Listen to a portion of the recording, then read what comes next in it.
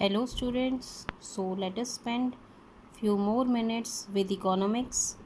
तो आज जो टॉपिक हम स्टडी करेंगे that is methods of sampling. तो डिफरेंट जो मेथड्स हैं सैम्पलिंग के, कौन कौन से मेथड्स हम सैम्पलिंग के यूज़ कर सकते हैं, तो इसमें कंटिन्यू करते हुए इस टॉपिक को, तो यहाँ पे जो नेक्स्ट मेथड है दैट इज़ सिस्टमैटिक सैम्पलिंग। तो देखिए सिस्टमैटिक सैम्पलिंग क्या है।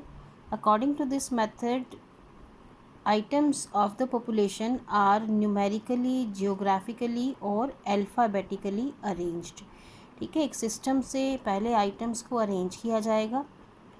आप इसको न्यूमेरिकली कर सकते हो, जियोग्राफिकली कर सकते हो या अल्फ़ाबेटिकली कर सकते हो। ठीक है, then every nth item is selected to frame a sample. तो उसके बाद आप हर nth आइटम को सिलेक्ट करोगे। एग्जाम्पल से आपको ज़्यादा क्लियर हो जाएगा। मान लीजिए आपको क्या करना है, 200 आइटम्स में से 20 आइटम्स को आपने सिलेक्ट करना है। तो यहाँ पे आप क्या करेंगे, सबसे पहले 200 में से 20 मीन्स आपको हर 10 में से एक आइटम आपको सेलेक्ट करनी है। तो आप यहाँ क्या करेंगे, सबसे पहले जो फर्स्ट 10 आइटम्स हैं 1 to 10, उनमें से आप क्या करेंगे, आप रैंडमली किसी एक आइटम को सिलेक्ट करेंगे। रैंडमली सिलेक्ट करेंगे, चाहे आप लॉटरी मेथड यूज़ करें या कोई भी और मेथड। तो आपने 1 to 10 में से फर्स्ट कोई आइटम आपने क्या किया, फाइंड आउट कर लिया। उसके बाद क्या है कि मान लीजिए ये 7 है, फर्स्ट जो 10 में से जो आइटम हमने सिलेक्ट की है वो क्या है, 7। उसके बाद फिर क्या होगा कि आपने 7 हर 10th आइटम आपने कंसिडर करना है। 7th item, 17th item, 27th item, 37th item and so on, 37, 47, 57, 67। तो इस तरह से आपकी 20 आइटम्स सेलेक्ट हो जाएंगी 200 आइटम्स में से।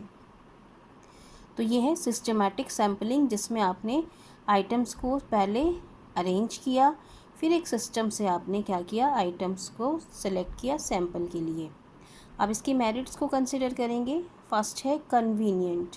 देखिए मेथड कन्वीनियंट है, रिलायबल है, लेस टाइम कंज्यूमिंग, कम टाइम कंज्यूम होगा क्योंकि आपको सिर्फ फर्स्ट आइटम को सिलेक्ट करने में एफर्ट्स करने हैं, बाकी सारी आइटम्स आप कंसिडर करते चले जाओगे। टाइम कम कंज्यूम होगा। सेटिस्फैक्ट्री रिजल्ट्स, ठीक है, रिजल्ट्स सेटिस्फैक्ट्री होंगे। No personal bias, personal biasness की पॉसिबिलिटी नहीं है। ठीक है, इन्वेस्टिगेटर के हाथ में कुछ भी नहीं है। फर्स्ट 10 में से आपने जो 7th आइटम सेलेक्ट किया है वो रैंडमली, उसके बाद की आइटम्स में आप देख रहे हैं कि कहीं भी इन्वेस्टिगेटर का रोल नहीं है आइटम को सिलेक्ट करने में, तो इसीलिए यहाँ पे पर्सनल बायसनेस की पॉसिबिलिटी नहीं है। अब डीमेरिट्स के बारे में जानिए। Every item does not get equal chance. ठीक है, यानी हर आइटम के चांस नहीं है। मान लीजिए फर्स्टली जो आइटम है 7 है, उसके बाद हमें पता है कि 7 के बाद 17, 27, अगर ये क्लास के बच्चों के रोल नंबर हों, मान लीजिए फर्स्ट स्टूडेंट है जिसका रोल नंबर 7 है वो सिलेक्ट हो गया। उसके बाद पता है कि रोल नंबर 7 के बाद 17, 27, यानी रोल नंबर 25 है या 35 है, 36 है, 42 है, तो किसी के लिए कोई चांस नहीं है, सिर्फ फर्स्ट आइटम पे ही डिपेंड करेगा बाकी सारी आइटम्स का सिलेक्शन। तो ये सबसे बड़ा ड्रॉबैक है इस मेथड का। Not suitable for large size of population. देखिए जहाँ पॉपुलेशन का साइज़ बहुत ज़्यादा लार्ज होगा वहाँ पे इस मेथड को आप यूज़ करना आपके लिए डिफ़िकल्ट हो जाएगा, क्योंकि सभी आइटम्स को आप इस तरह से पहले सिस्टमेटिकली अरेंज करोगे, चाहे आप अल्फ़ाबेटिकली अरेंज कर रहे हो, चाहे आप उसको ज्योग्राफिकली अरेंज कर रहे हो, तो उनको अरेंज करना बहुत लंबी चौड़ी आइटम्स को मुश्किल है। तो इसीलिए बड़े साइज़ के पॉपुलेशन के लिए ये मेथड सूटेबल नहीं है। Not suitable for homogeneous items. देखिए जहाँ पर आइटम्स होमोजीनियस हैं, एक जैसी आइटम्स हैं, तो वहाँ पे भी इस मेथड को यूज़ करना आई थिंक वर्थलेस है, क्योंकि वहाँ पे आप सिंपल रैंडम सैम्पलिंग मेथड, आप पेपर स्लिप्स डाल के उसमें से आप निकाल लो, तो वो सिस्टम आपके लिए ज़्यादा ईजी होगा कंपैरेटिवली। डन। तो ये था आपका सिस्टमैटिक सैम्पलिंग मेथड। तो अभी नेक्स्ट जो आप मेथड स्टडी करोगे दैट इज़ कोटा सैम्पलिंग। देखिए कोटा क्या होता है, कोटा मीन्स लिमिट। तो इसमें क्या है, in this method the population is divided into different groups or classes according to different features of the population। ठीक है, तो आपने क्या किया कि अलग अलग कोटाज में डिवाइड कर लिया, अलग अलग फीचर्स के हिसाब से। मान लीजिए क्लास के स्टूडेंट्स की बात है तो आपने क्या किया, क्लास के स्टूडेंट्स को आपने डिवाइड कर लिया, ठीक है, अलग अलग स्टेरेटा में गर्ल्स और बॉयज़ के हिसाब से मान लीजिए आपने सिलेक्ट कर लिया। उसके बाद अलग अलग कोटाज में से आपने क्या किया, एक fix percentage of items are selected from each group. तो एक फ़िक्स परसेंटेज ऑफ आइटम्स आप इसमें से सिलेक्ट करेंगे हर ग्रुप में से। तो यहाँ पे एग्जांपल है आपका, कोई इंटरव्यू है, मान लीजिए 100 लोगों का कोई इंटरव्यू कंडक्ट किया जाना है। तो उसके बाद क्या है कि, और इंटरव्यूअर को ये कहा गया कि 70% मेल होने चाहिए जितने भी 100 में से, यानी 70 मेल होंगे 30 फीमेल। तो ये कोटा हो गया, लिमिट हो गया, यानी आप 70 से ज़्यादा मेल लोगों का इंटरव्यू नहीं लोगे और 30 से ज़्यादा फीमेल्स का इंटरव्यू आप नहीं लोगे। तो एक कोटा, एक लिमिट फिक्स हो गई ना यहाँ पर। तो ये है Kota sampling.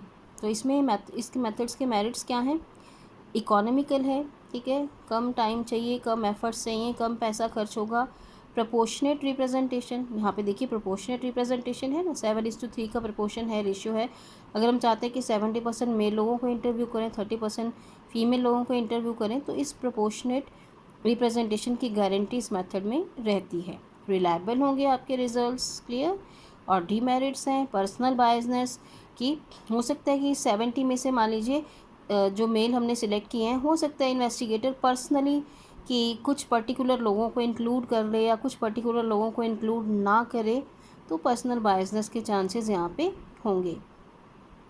Doubtful results due to biasness, अगर बायसनेस है, आपने गलत लोगों को यहाँ पे चुना है 70% में, तो आपके रिजल्ट्स भी क्या होंगे, डाउटफुल होंगे। लास्ट मेथड है यहाँ कन्वीनियंस सैम्पलिंग। कन्वीनियंस मीन्स अपनी सुविधा के अनुसार। तो यहाँ देखिए, sample is selected according to convenience of the investigator, यानी इन्वेस्टिगेटर के कन्वीनियंस से, सुविधा के हिसाब से वो अपने हिसाब से सैम्पल को चूज़ करेगा। एग्जाम्पल दिया हुआ है, मान लीजिए आपको क्लास 5th के स्टूडेंट्स की एवरेज हाइट जानना है, तो इन्वेस्टिगेटर क्या कर सकता है कि 20 स्टूडेंट सिर्फ एक सेक्शन से ले लिए, बजाय कि तीनों सेक्शन से स्टूडेंट सेलेक्ट करने के, उसने अपने कन्वीनियंस के हिसाब से, अपनी सुविधा के हिसाब से क्या किया कि सिर्फ एक ही सेक्शन के 20 बच्चों को लिया और उनकी हाइट पे सर्वे कंडक्ट किया। तो ये मेथड है कन्वीनियंस सैम्पलिंग। मेरिट्स क्या हैं, इकोनॉमिकल है, कम टाइम लग रहा है, कम पैसा लग रहा है, ईजी मेथड है, टाइम कम कंज्यूम हो रहा है, ये सारी मेरिट्स हो जाएंगी। और डीमेरिट्स क्या हैं, पर्सनल बायसनेस है, ठीक है, तो हो सकता है कि उन्हीं स्टूडेंट्स को सिलेक्ट किया जाए, इन्वेस्टिगेटर अपने हिसाब से स्टूडेंट्स को सिलेक्ट कर सकता है, तो इस हिसाब से क्या है कि यहाँ पे बायसनेस की पॉसिबिलिटी रहती है। रिजल्ट्स अनसेटिस्फैक्ट्री, देखो जहाँ बायसनेस है तो वहाँ पे रिजल्ट्स भी क्या होंगे, वो सेटिस्फैक्ट्री नहीं होंगे। तो ये था आपके मेथड्स ऑफ सैम्पलिंग। तो अलग अलग ऑब्जेक्टिव के हिसाब से, ठीक है, अलग अलग स्टडी के हिसाब से अलग अलग मेथड्स जो हैं वो सैम्पलिंग के यूज़ किए जाते हैं। Thank you.